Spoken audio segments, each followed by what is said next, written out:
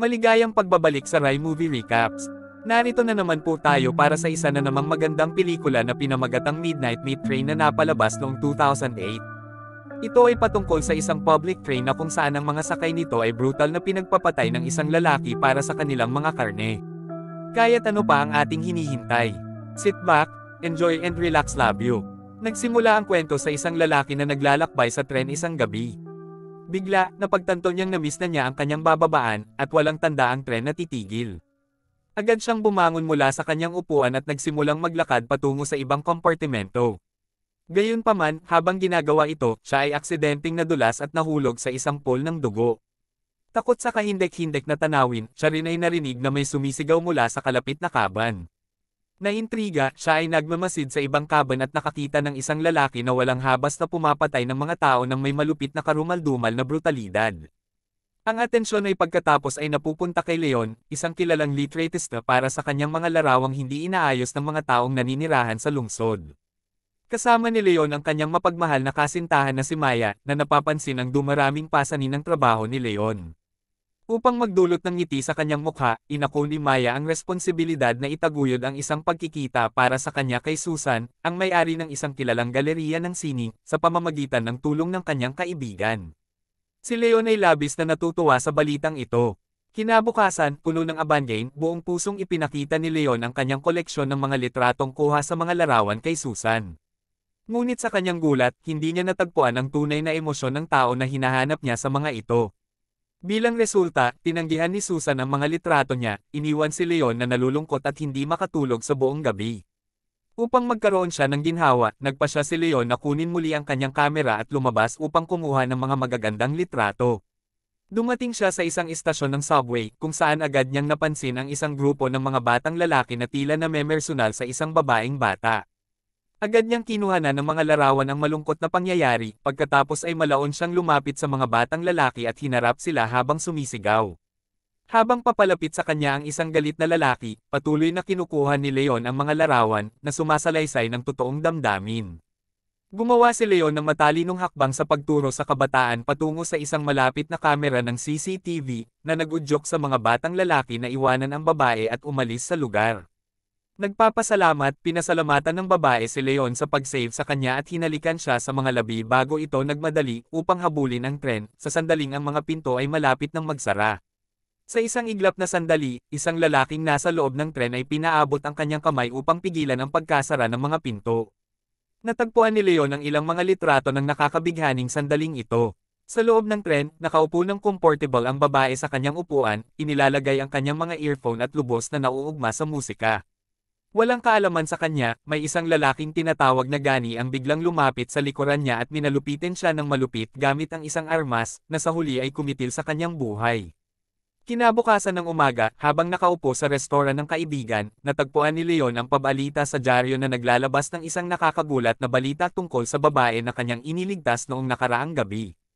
Nalaman niyang nawawala na pala ito, na nag-iwan kay Leon ng labis na pagkabighani at gulat dahil sa mga hindi inaasahang pangyayari. Nang walang sinasayang na oras, nagmamadali siya papunta kay Detective Lin at ibinabahagi ang mga detalye ng pangyayari, ipinakita ang mga litrato bilang kapani-pani walang ebidensya.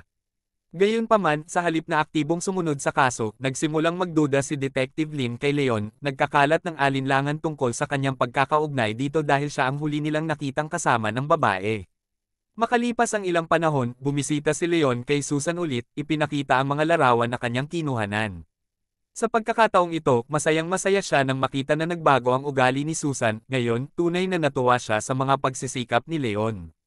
Hinikayat niya si Leon na magpatuloy sa pagkuha ng mga larawan sa parehong paraan para magamit niya ito sa isang darating na eksibisyon sa kanyang galeriya ng sining. Labis na natuwa si Leon sa papuri ni Susan, umuwi siya at nagdiwang kasama ang kanyang kasintahan na si Maya at kaibigan na si George. Siya ay agad na sumalakay sa babaeng iyon, anupat nagdulot ng paghihiwalay ng kanyang ulo mula sa katawan. Sa kabilang banda, inihanda ni Leon ang kanyang sarili sa labas ng istasyon ng subway, nang may labis na kakaasamang hinihintay ang tamang pagkakataon upang kunan ng mga perpektong larawan. Kapalaran ay nasa kanya nang bigla na lamang lumitaw si Gani mula sa mga kalaliman ng escalator at nagdulot ng masamang presensya. Nagparamdam ng kakaibang aura si Gani, at bigla namang nag-aksaya si Leon ng oras upang kunan ng mga kahangahangang larawan.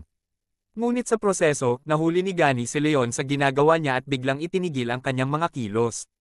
Sa sandaling iyon, nakatuon ang atensyon ni Leon sa isang misteryosong 8 bituin na singsing na nakasuot sa daliri ni Gani. Agad na inilinaw ni Leon na nagkuha lamang siya ng mga larawan at siya ay isang litratist lamang.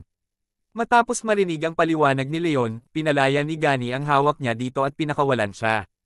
Pagbalik sa bahay, nagsimula ng maingat si Leon sa proseso ng pag-iprint ng mga litrato na kuha niya kanina.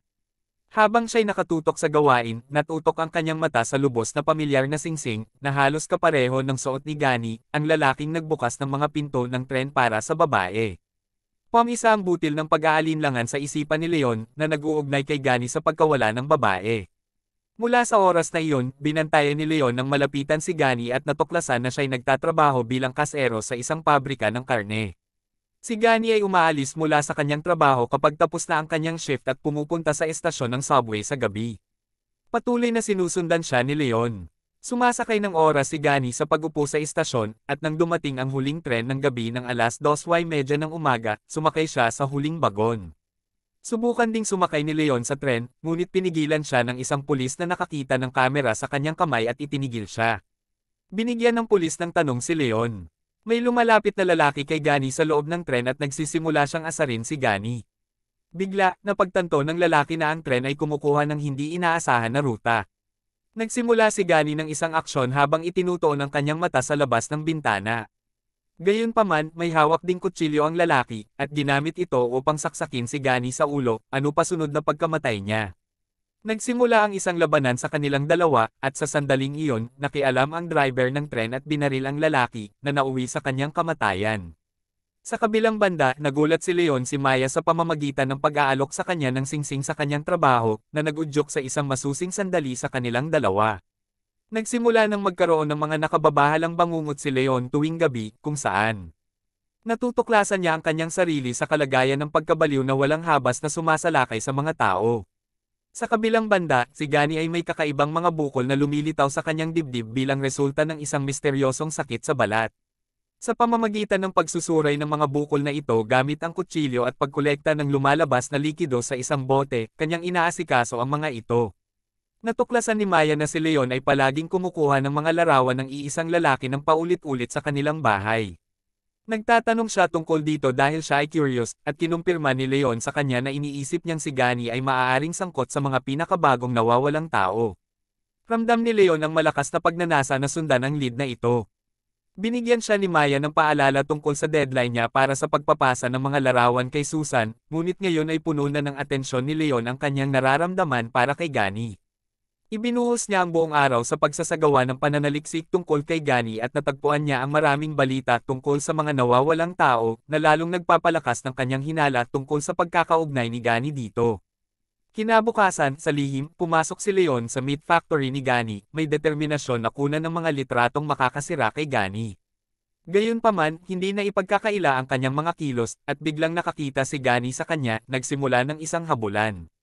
Sa isang desperadong pagsusumikap na makatakas, natagpuan ni Leon ang kanyang sarili sa isang kwarto na napaliligiran ng mga karne na nakabitin, na lubos na nagpapangamba sa kanya bilang isang committed vegan. Siya ay labis na hindi komportable, ngunit nakatakas siya mula sa pagtutokso ni Gani at agad na umalis sa trabaho. Naguluhan na si Leon, kaya't naghahanap siya ng kalunasan sa restaurant ng kanyang kaibigan, at impulsively, kumuha siya ng piraso ng karne mula sa plato ni George at kinain ito. Nabigla sina George at ang kusinero, batid na si Leon ay sumusunod sa vegan na pamumuhay. Pagkatapos bumalik sa kanyang bahay, mas binusisi ni Leon ang kanyang investigasyon, nagkalat ng mga artikulo kaugnay ng mga patayan sa tren sa buong kwarto. Sa panahong ito, dumating si Maya sa kanilang bahay at nag-aalala sa lumalalang kakaibang asal ni Leon. Sinusubukan niyang kausapin siya upang pigilan ito sa paglabas para sa isang late-night picture session sa pag-aalala. Sinikap ni Leon na ipaliwanag kay Maya na sa tingin niya, kasangkot si Gani sa mga kamakailang pagdukot, ngunit itinanggi ito ni Maya na ito'y bunga lamang ng kanyang imahinasyon. Sa handyaring tulungan si Leon na mag-relax, hiniling ni Maya na kunan siya ng litrato. Ngunit ang malalas na alaala ng mga nakakatakot na eksena ay bumabaybay sa mga iniisip ni Leon, na humahadlang sa kanya na kuhanan ng mga larawan si Maya. Ngunit kinabukasan, bumisita si Leon sa restoran at humingi ng paumanhin kay Maya para sa kanyang nakababahalang asal noong nakaraang gabi, bagamat patuloy pa ring bumabalik sa kanyang isip ang nakatatakot na imahe ni Gani. Sa gabi na iyon, bumalik si Leon sa istasyon ng tren at sumakay sa tren kasama si Gani, nagmamasid sa kanya mula sa magkaibang kwarto. Bigla, ilang pasahero ang pumasok sa tren upang maging biktima ng malupit na atake ni Gani gamit ang kanyang armas. Puno ng takot, nakasaksi si Leon sa nakakatakot na eksena ngunit nagkaroon siya ng lakas ng loob na kunan ng litrato ang mga karumal-dumal na pangyayari. Ipinagpatuloy ni Gani ang pagkuha ng mga kuko, ngipin, at buhok ng kanyang mga nasawing biktima, itinatali ang mga ito ng patalikod gamit ang isang gancho. Sa isang nakakatakot na sandali, nagtagpo ang mga mata ni Gani at ni Leon, at binigyan siya nito ng nakapang-ailang ngiti. Nahaharap sa matinding takot, sinubukan ni Leon na makatakas at tumakas patungo sa dulo ng tren, ngunit hinabol siya ni Gani at hinampas ang kanyang ulo sa bintana ng tren, na nagresulta sa pagkawala ng malay ni Leon. Nang magmulat ng mata si Leon, natagpuan niya ang kanyang sarili sa loob ng isang pook ng mga mangangalakal ng karne at nakagawa siya ng paraan para makauwi. Pagdating sa bahay, isinara niya ang kanyang sarili sa isang silid na labis na nag-aalala kay Maya. Ipinamamanhik niya rito na lumabas siya, ngunit iniiwasan ni Leon ang kanyang mga pakiusap. Napansin ni Leon ang isang nakakatakot na tanda sa kanyang dibdib at ipinakita ito kay Maya, inilantad ang katotohanan tungkol kay Gani. Sa kasamaang palad, iniwan niya ang kanyang kamera sa tren, kaya't mahirap para kay Maya o sa pulis na lubusan na maniwala sa kanyang mga salita. Sa kabila ng matinding insidensyang tawagan ng ambulansya ni Maya, itinapon ni Leon ang kanyang telepono at nagpasya na makipaghiwalay dito, itinutokol sa takot para sa kanyang kaligtasan. Gayunpaman, malalim ang pangamba ni Maya sa kalagayan ni Leon at nagpasya siyang humingi ng tulong kay George upang makuha ang kamera ni Leon mula sa bahay ni Gani. Pumapasok si Maya sa bahay ni Gani kasama ang tulong ni George at natuklasan ang isang nakakatakot na tanawin, isang koleksyon ng mga armas na ginamit ni Gani para sa kanyang mga kahindek-hindek na gawain. Pauwi si Gani ng maaga at natuklasan na mayroong tao sa loob. Natuklasan niyang si George at nagdulot siya ng malalang pinsala dito. Samantala, hindi alam ni Maya ang presensya ni Gani at naruroon siya sa isa pang kwarto. Napansin ni Maya ang mga bag ng kanyang mga damit na may hawak na isang file na may schedule ng mga rail tickets habang pumapasok siya sa living room. Ang oras ng biyahe ay nagpapakita ng hilig ni Gani na bumili ng ticket para sa mga tren na umaalis ng hating gabi. Sinusubukan ni Maya na tawagan si George ngunit wala siyang natanggap na sagot, kaya napagbukloran niyang totoo ang mga pahayag ni Leon at si Gani ay tunay na isang mamamatay tao. Bigla, nakatuon ang atensyon niya sa kusina, kung saan siya nakakita ng pasilip kay Gani na nagtatago. Sumilikmim si Maya mula sa lugar matapos siyang mabigla at puno ng takot. Pagkatapos nito, diretsyong pumunta si Maya kay Detective Lin at iniulat si George bilang nawawala. Nagpadala ang detective ng isang grupo ng mga investigador sa tahanan ni Gani batay sa impormasyon na ibinigay ni Maya, ngunit hindi nila natagpuan ang anumang ebidensyang magpapatibay ng pagkakasala ni Gani.